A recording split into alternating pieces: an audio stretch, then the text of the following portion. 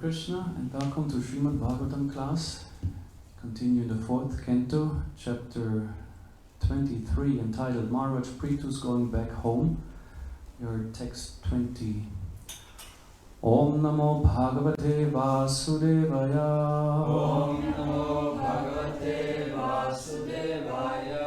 Om Namo Bhagavate Vasudevaya. Om Namo Bhagavate Vasudevaya. Om Namo Bhagavate Vasudevaya. Om Namo Bhagavate Vasudevaya. Ativa Bhartur Vrata Dharma Nishtaya Shushrushaya Charsha Deha Yatraya Navindatartim Parikarshitapi Sa. That's the whole verse. Priyashkara Sparshanamana Nivriti Ativa Bhartu Vrata Dharma Nishtaya Ativa Bhartur Vrata Dharma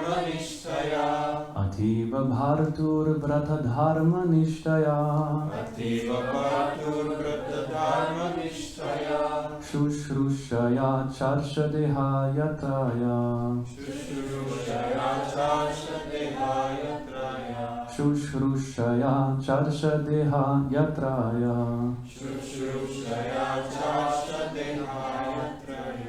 Navindadartim Parikarshitapisa Navindadartim Parikarshitapisa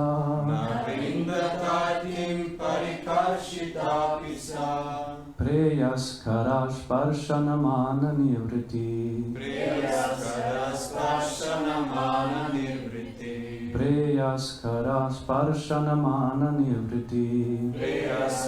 Sparshanamana Nivriti Ativa Bhartu Vrata Dharma Nishtaya Shushrushaya Charshadeha Yatraya Navindadartim Parikarshitapisa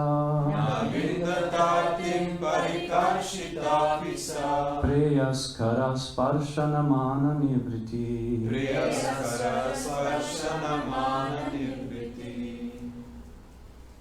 Ativa Bhartur Vrata Dharma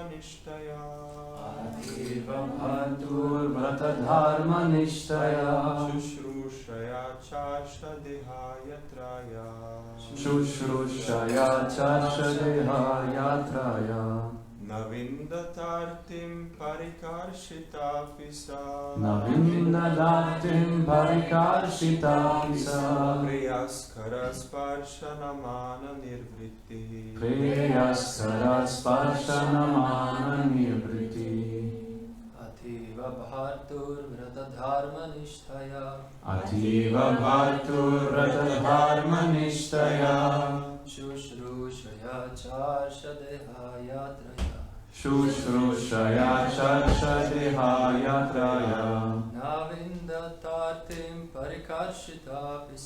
Navindadartim Parikarshitapisa Preyaskara Sparshanamana Nivriti. Vaishnavis.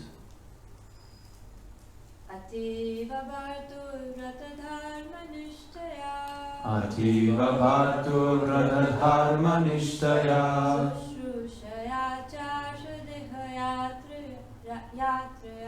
Shushrushaya Charshadeha Yatraya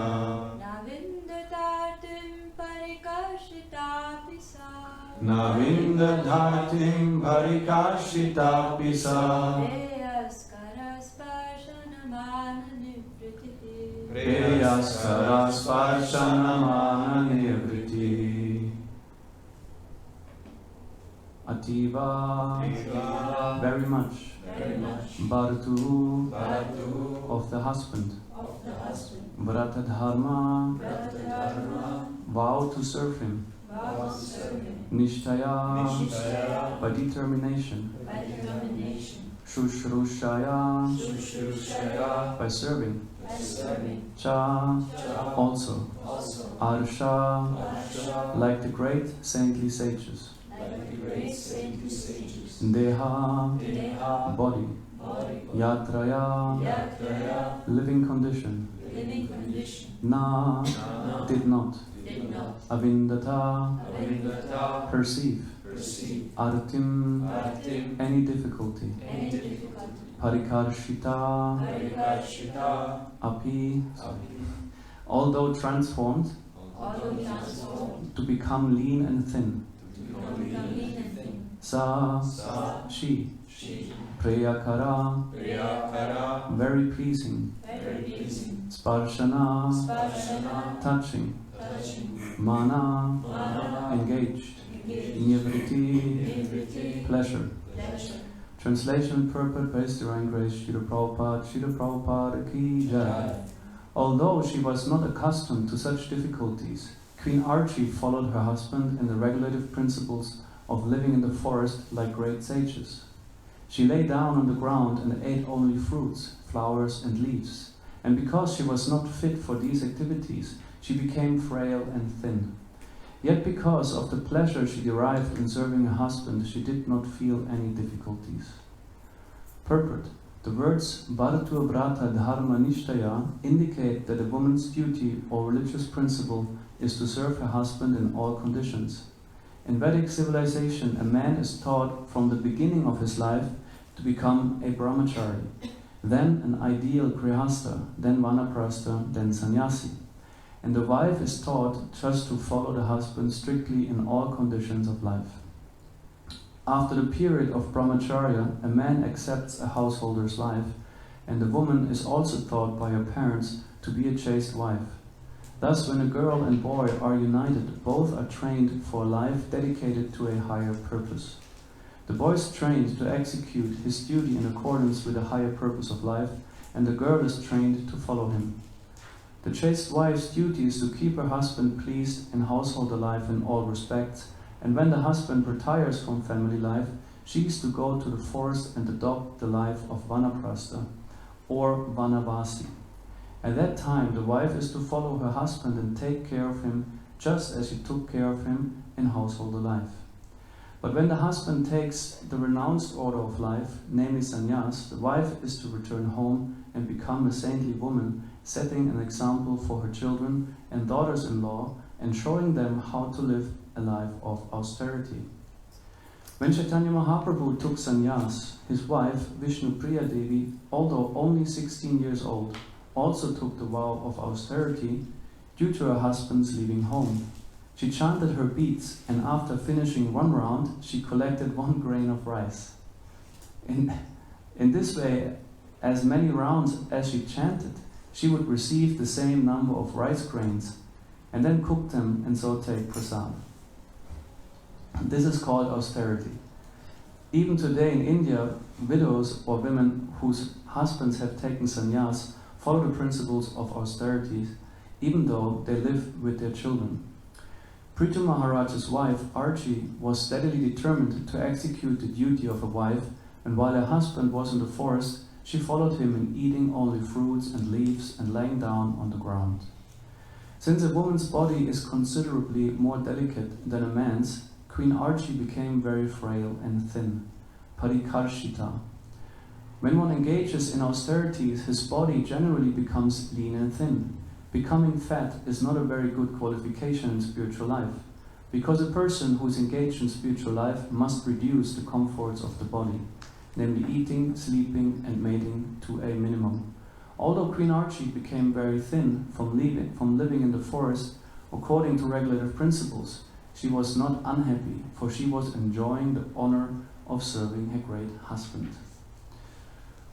Om Ajnanatimirandasya Gananjana Shalakaya Chakshurunmilitam Yena Tasmai Shri Gurave Namaha Shri Chaitanya Manobishtam Stapitam Yena Bhutale Swayam Rupa Garamayam Dadati Svabrantikam Jaya Shri Krishna Chaitanya Prabhu Nityananda Shri Advaita Gadadhar Shivasari Gaura Bhaktarinda Hare Krishna Krishna Krishna Hare Hare Hare Rama Rama Rama Hare Hare Vagishayasya Vadhane Lakshmiryasya Chavakshasi Yasya Te Hridaye Samvit Tam Narasimham Maham Bhaje Pralada Hridayaladam Bhakta Vidyavidram Sharatindurajam Vande Parindra Vandanam Harim. The text again. Although she was not accustomed to such difficulties, Queen Archie followed her husband in the regulative principles of living in the forest like great sages. She lay down on the ground and ate only fruits, flowers and leaves. And because she was not fit for these activities, she became frail and thin. Yet because of the pleasure she derived in serving her husband, she did not feel any difficulties. So yesterday, Vrindavan Chandra Prabhu already opened up the topic with the previous verse, which is very similar to this one. It's just like an extension. And this is, I would address two topics that are in this verse, and one is the so-called Sri Dharma, the occupational duty of a woman according to the Vedic civilization, and the principle of austerity and the doability, so to say, of austerities in our time and age. Yesterday, also, Vrindavan Chandra Prabhu already shared quite a few interesting quotes, and also Krishna Prema Prabhu shared some quotes in regards to the relationships between men and women in the Vedic conception. And yeah, that is a controversy following, like as it is described here, wife follows husband, is attached to a lot of reservations and resistance or resentment even, because it seems to indicate oppression and lack of freedom, or like, how to say, decrease of freedom of the women in particular.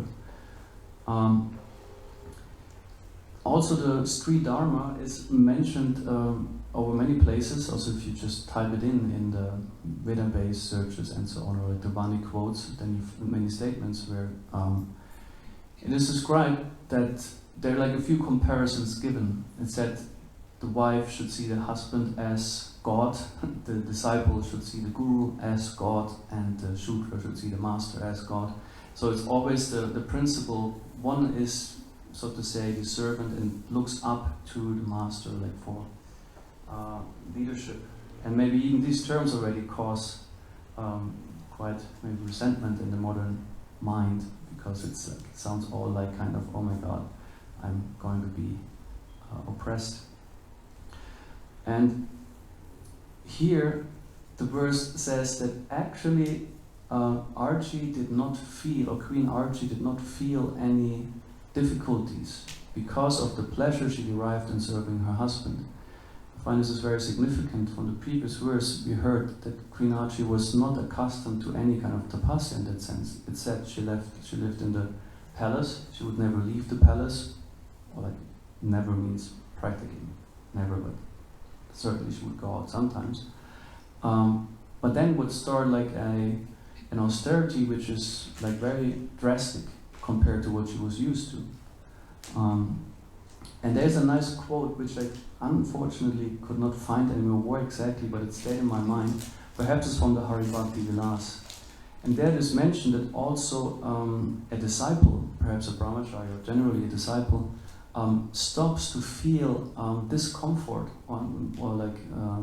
discomfort by, for example, carrying pots of water for the guru, because in the ancient times, like not modern times, of course you had to carry water around, it was not coming out of a tap.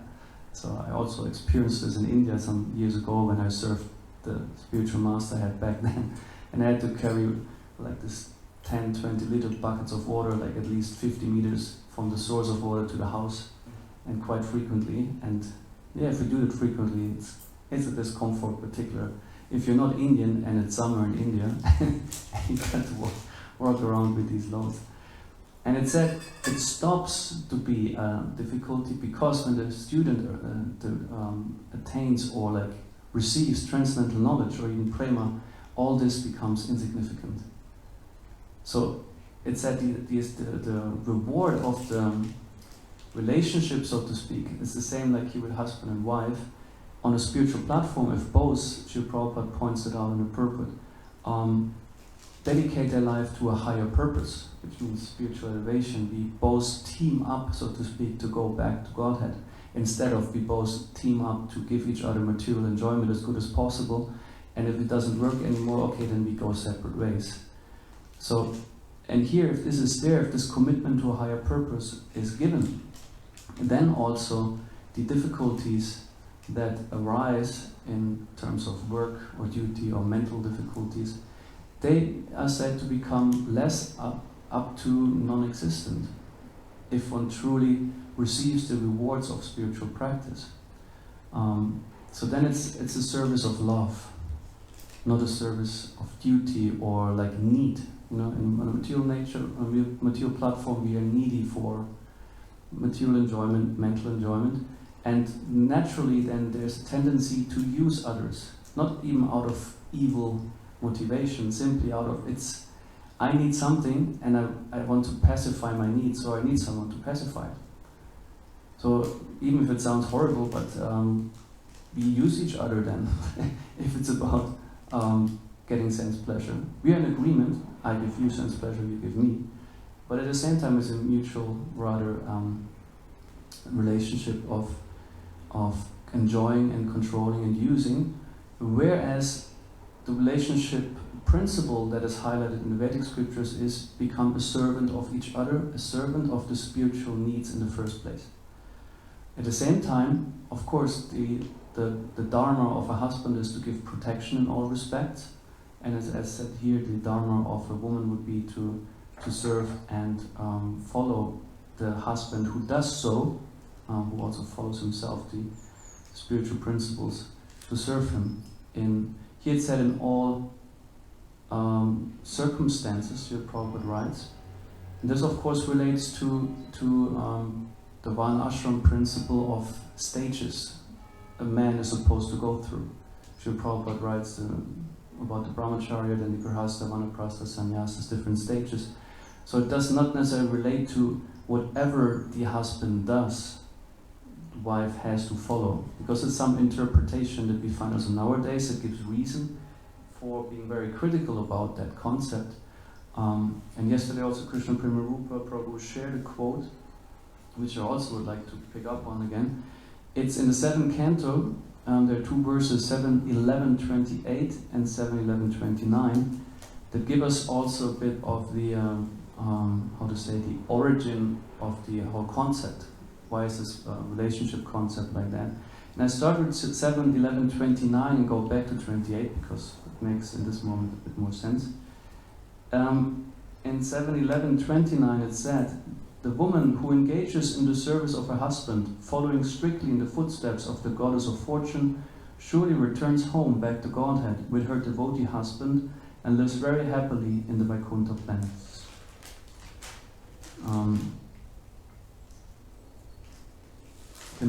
Here it said, "A woman should serve her husband as faithfully as the goddess of fortune. A man should be an ideal servant of the Lord, and a woman should be an ideal wife like the goddess of fortune. Then both, husband and wife, will be so faithful and strong that by acting together they will return home back to Godhead without a doubt." In this regard, Srila Madhvacharya gives his opinion. A woman should think of her husband as the Supreme Lord. Similarly, a disciple should think of the spiritual master as the Supreme Personality of Godhead. A Shudra should think of a Brahmana as the Supreme Personality of Godhead. And a servant should think of his master as the Supreme Personality of Godhead. In this way, all of them will automatically become devotees of the Lord. In other words, by thinking this way, all of them will become Krishna conscious. So the relationship example starts by actually Lakshmi Narayan itself. This is like taken as the example how man and woman relate to each other. And we see here also Maharaj Prithu and Archie, they are expansions. Maharaj Prithu is an Shaktivesha avatar, partial representation of Vishnu, and Queen Archie is a partial representation of Lakshmi Devi. And they show here the level of commitment like man and woman can have. And before I read 28, I would like to say a few words on how can a bond be so strong that you even in such conditions just really, let's just stick together, but you even don't feel the unpleasantries of such an austerity. Do you know anyone from the older generations, Prabhupada disciples or devotees, who do that, who go and live in the forest just like that, eat only roots and flowers and sleep on the ground? Probably not, because no one does that nowadays. It's also not an austerity recommended for nowadays. Just think of it like here, usually we also start from India as a continent and the climate present there. There's, for a Westerner, if you're more to the south, it's always warm. It's okay to sleep outside. But if you're here, like in Europe or like more up, just imagine being winter in the forest. You will just die. You should just freeze to death. That's it. Unless you're really accustomed to like the severe austerity. I was once in Finland some years ago. There was a retreat with Kadambakananda Maharaj, and was also more in the countryside. And also we met one guy, and he was living a bit like kind of a Viking. He had also like tattoos on his face and being really, I just have a sleeping bag and I dig myself a hole in the ground and that's where I sleep. And it was, yeah, impressive. I mean, if you can do that, some people do that, live in the forest like, but just think of it, what that really means. You know, no comforts, no electricity, no warm water, no this, no that. Everything is just up to you to maintain yourself, you know, completely. What to speak of having to deal with all kinds of insects and animals and this thing and that thing. So it's a very unpleasant, actually, life if you're not willing to do it so. Because tapasya, Srila Prabhupada defines it, as yesterday it was mentioned, is to voluntarily accept inconvenience. That's the principle of tapasya. If you just go through some tapasya-like circumstances, but you actually resent or resist them, you don't get the benefit of it. Like fasting, if you consciously fast, yes, you do. But if so many people starve nowadays, but you cannot say, oh yeah, they fast and get spiritual benefit. You know, they starve and they resent it and they suffer, and it's kind of burning karma for sure, but it's not the same as a conscious tapasya, where you accept it yourself, you can stop it then when the time is required and get to it. So tapasya means voluntarily conscious restraint. Otherwise it's not powerful if you don't choose it. If it's just like laid upon you. Then also, of course, yeah, karma is being burned. You struggle through, but it's different if you choose it. And Srila Prabhupada, in many lectures, he points out like how the symptoms of Kali Yuga are being described in the later cantos of the Bhagavatam, and where some symptoms are that the relationships are simply based on sex attraction, or marriages just by agreement, and so on. So the relationship, the bond that is created, it's very frail also, usually. Not with everyone. We see examples of people who have very deep, committed relationships, lifelong. But it is an increasing tendency, generally, that relationships are very superficial, based on material or like physical attraction, and needing from each other certain pleasures. And if this cannot be anymore maintained, people separate or divorce. So of course the relationship between those great personalities in the Bhagavatam cannot be seen like this. Srila Prabhupada points it out, that it's not based on physical attraction between man and woman. It might be there to some degree, but actually the first primary commitment is we are trained to understand our purpose in life is to attain self-realization. And from there we start relationships, friendships, marriages, and so on. Where instead of like, I need this and this and that, and therefore let me find someone who provides me with these things. So that would be the ideal starting point if we get that in our lives. Many of us didn't get that, so we have a lot of needs material needs. So which might get quite in the way at times if you want to commit to a mutual spiritual relationship, right? Because if you truly serve each other's spiritual interests, then you have a permanent connection no matter in what condition your body is. Because the body will continue to dwindle and to become either sick or less beautiful day by day, you get older. And if your relationship is not dependent on that, then that's very good. But if a relationship is very much based on how attractive do I find you and how attractive do you find me, physically, sexually, etc., it becomes difficult at some point. You know? Some people feel like, oh, I need something refreshing, a younger spouse, a younger this, a better this. So it's Prabhupada said skin deep often. Relationship is like that. So therefore it's important to agree on what is our relationship meant for. Might be also friendships. We speak of course, marriages, relationships, and to see, can we really agree on this higher purpose? Also the whole arrangement, how a Vedic marriage takes place, it's quite sophisticated, so to speak. There's, for those who are interested, Gaur Govinda Maharaj had one seminar going on, it's on YouTube, the principles of Vedic marriage, and he speaks of that, what is called aniloma and pratiloma. These are concepts which determine who is fit to marry whom, based on this whole one ashram principle. That there can be matching people, but also quite mismatches, which are not recommended or not allowed. So there's a whole understanding, a whole kind of scientific approach on whom you put together. Depends on their, of course, compatibility, you would say nowadays, and what basis they have.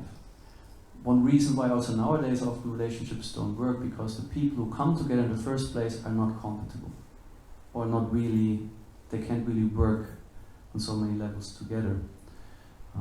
But that's another story. That others are more expert in these details, how to determine who is. Maybe you also know about astrology. Perhaps there's some things to be said on in this regard. Yes, so the relationship becomes powerful if there's higher purpose, if there's commitment to spiritual practice. And in 7:11:28, there was also yesterday, Krishna Prabhupada quoted that. The verse says, "A chaste woman should not be greedy, but satisfied in all circumstances. She must be very expert in handling household affairs, and she should be fully conversant with religious principles. She should speak pleasingly and truthfully, and should be very careful and always clean and pure. Thus a chaste woman should engage with affection to serve a husband who is not fallen." And Srila Prabhupada, particularly in the purport, also addresses, of course, the qualification of the men, because here in the verses we hear a lot of expectation on the women. There's, of course, a lot of expectation on the men as well. Nothing less than being a pure devotee. That's what the purpose will say. It said here, thus a chaste woman is not advised to agree to serve... I already read a bit more. A fallen husband is one who is addicted to the four principles of sinful activity, namely illicit sex, meat-eating, gambling, and intoxication. Specifically, if one is not a soul surrendered to the Supreme Personality of Godhead, he is understood to be contaminated. Thus a chaste woman is advised not to agree to serve such a husband. It is not that a chaste woman should be like a slave, while a husband is a Naradama, the lowest of men. Although the duties of a woman are different from those of a man, a chaste woman is not meant to serve a fallen husband. If her husband is fallen, it is recommended that she gives up his association. And here a bit further, the conclusion is that a husband should be a pure Vaishnava, and that a woman should be a chaste wife with all the symptoms described in this regard. Then both of them will be happy and make spiritual progress in Krishna consciousness. Quite some expectations. And we find you both sides. It's big on both sides, we must see that. And also clear I mean, this purport could be interpreted as divorce is fine, but this actually doesn't mean that. Srila Prabhupada in many places says divorce should be abolished. He was completely against the concept. It's more about living separate. Also, purpose and says the idea that woman should not marry again, because this is like equivalent, according to the Vedic version, to prostitution. Also, quite a strong statement. Probably this gives rise to a lot of conflict in conversation. But that's what the purport says. Srila Prabhupada says, based on Shastra. So we see like it's not a thing to, how to say, take lightly, relationships, and at the same time it's something, it's strongly, how to say, it's instructed to us. This is how one should endeavor or try to live his life. And the austerities that come with it are also interesting, because here in the purport, in the Bhagavatam shloka, Srila Prabhupada describes what should a woman do if the man takes sannyas, and okay, she should like return home, be nothing less than a saintly woman, which is, I don't know what you think by the term saintly. When always holy and saintly, for me there's always something there, and I always have difficulties when there's name, His Grace, Kesham, and I think, no, please, no grace. It's like, for me it's like, I feel like, oh my God, this is like a pedestal I'm not fit to sit on, kind of. And yeah, so, but maybe the terms can also be looked a bit in a relative sense, but still I feel like it's a lot of expectation also on the husband and so on. But something else I wanted to say, actually, no, I forgot it.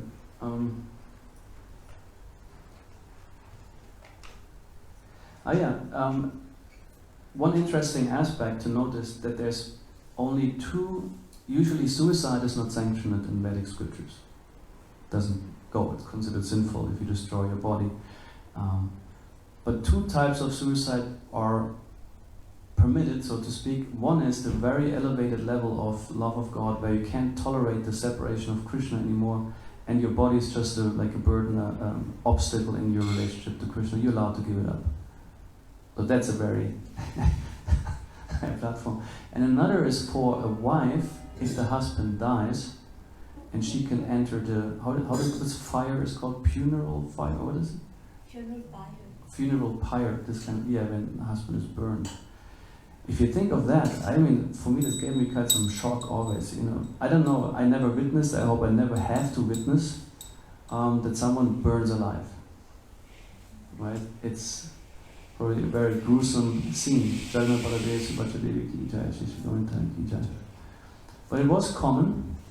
It is also got forbidden at some point in India that a woman enters this fire when the husband dies, because she can't bear the separation and sees like there's no point for me living without him.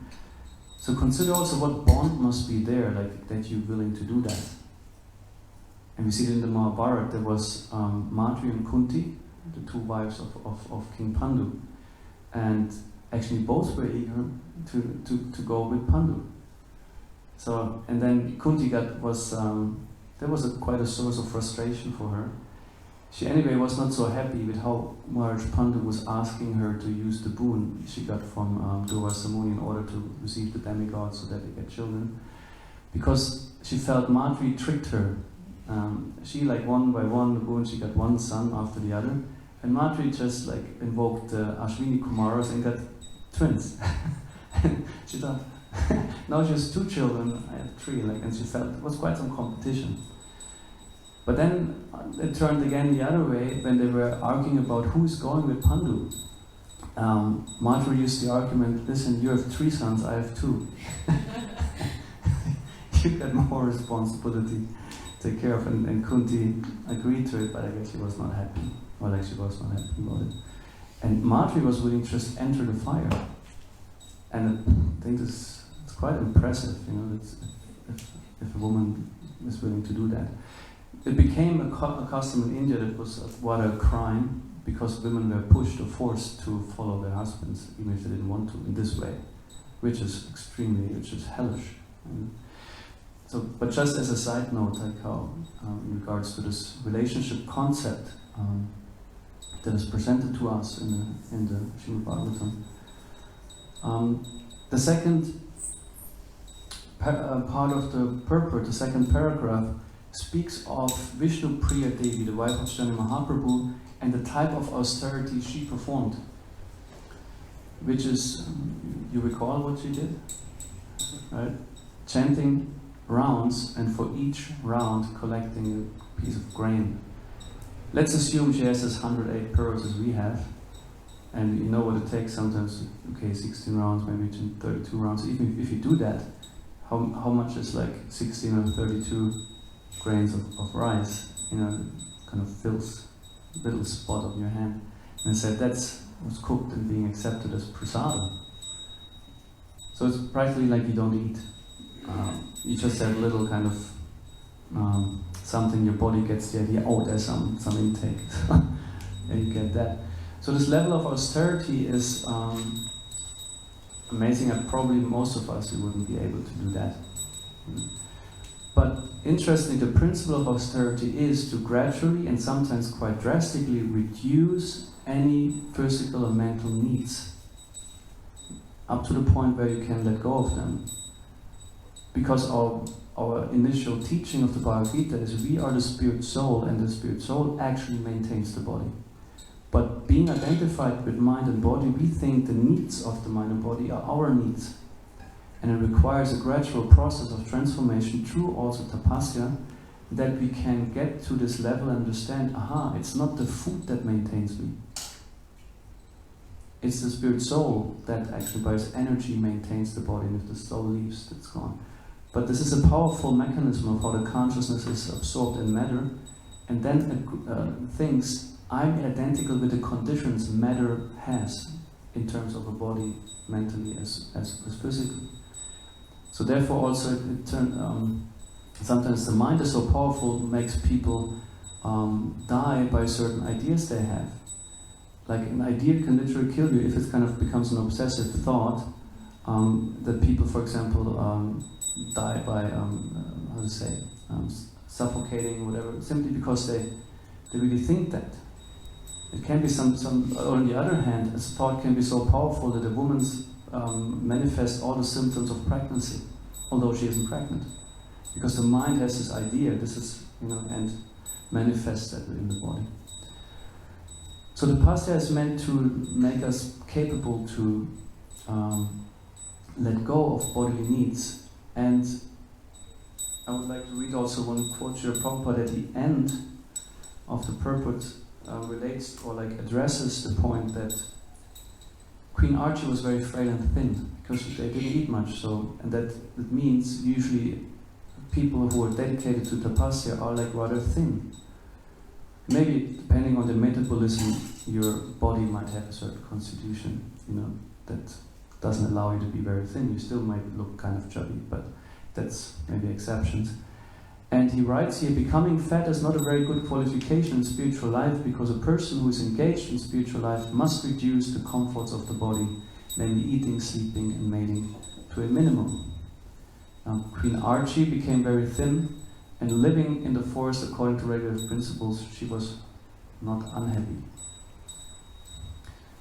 So this type of tapasya Queen Archie performed is certainly not suitable for us. I think it's clear, no one will enter a forest at some point and live like that. It's not what we are required.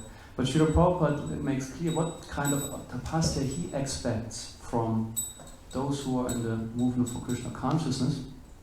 And he says here, as in the purport of the Srimad Bhagavatam, 4th canto, chapter 28, text 35 to 36,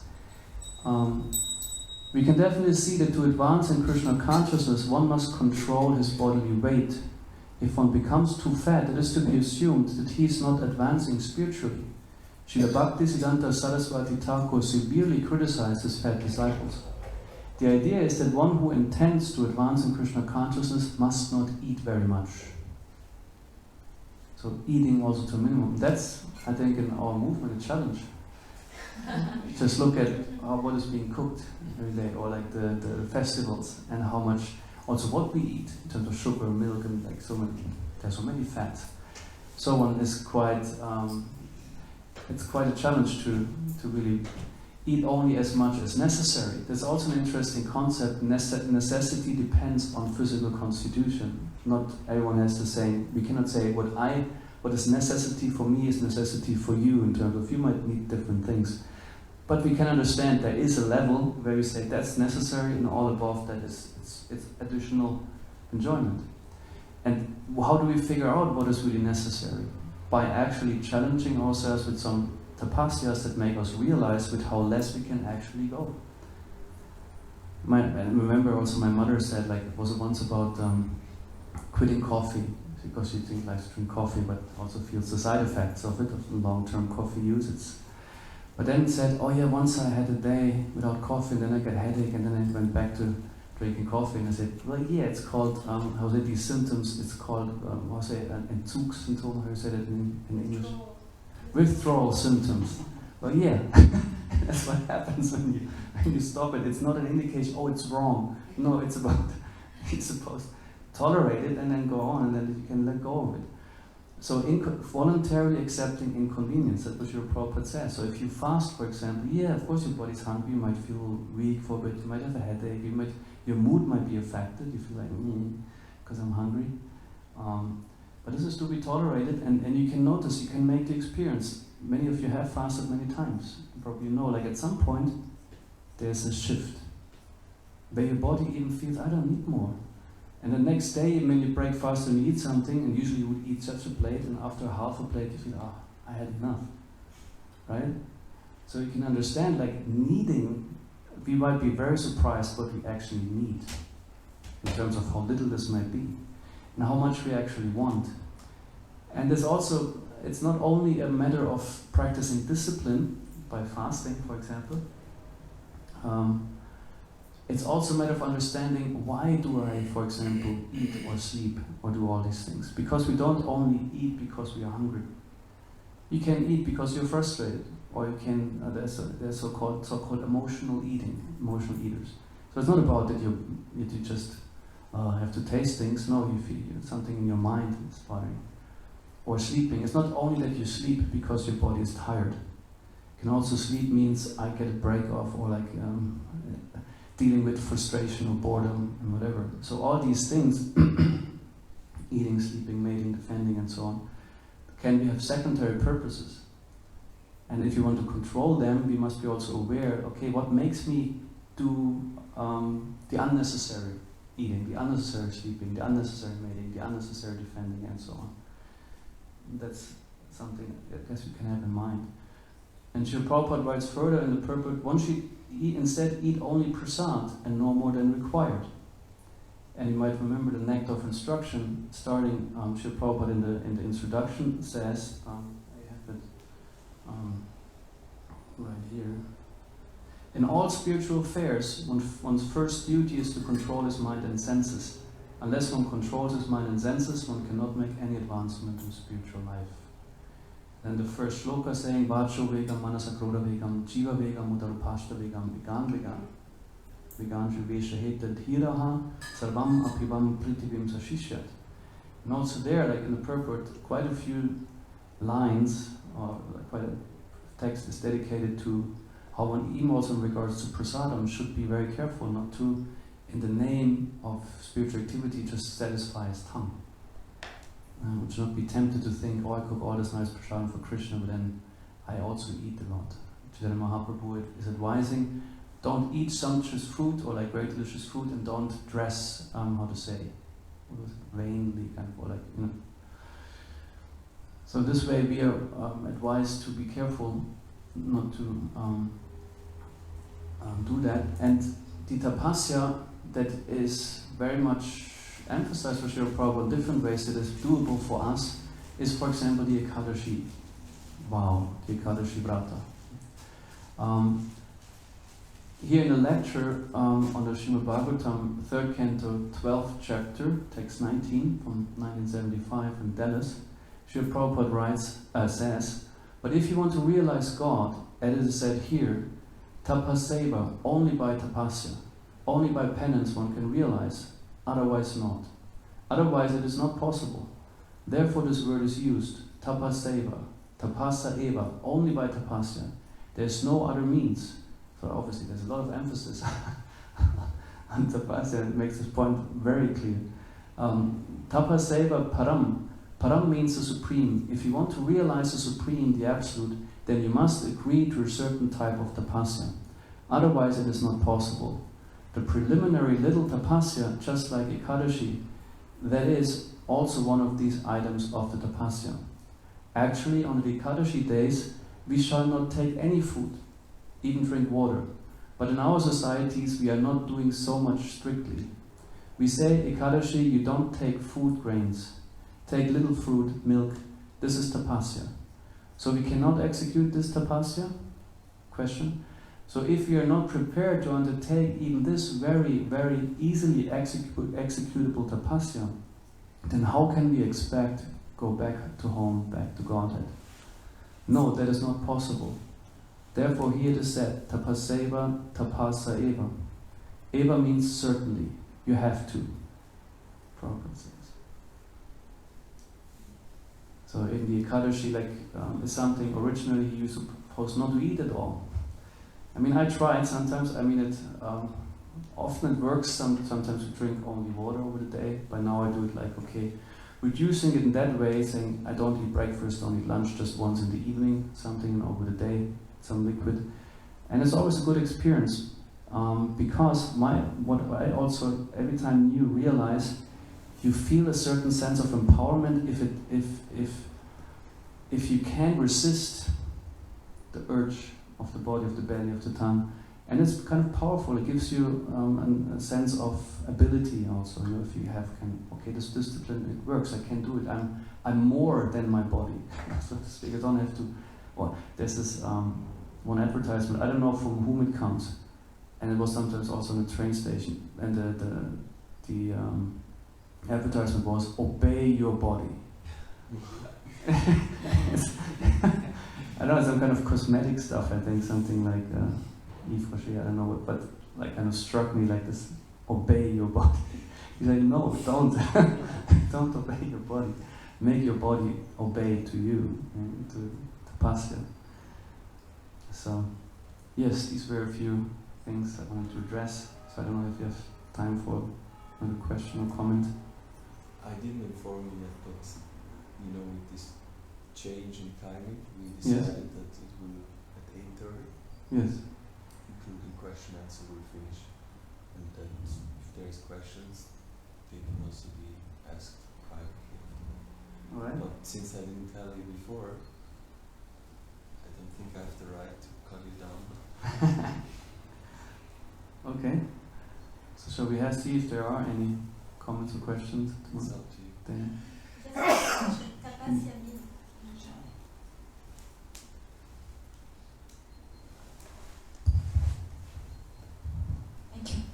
Tapasya means austerity. Thank you.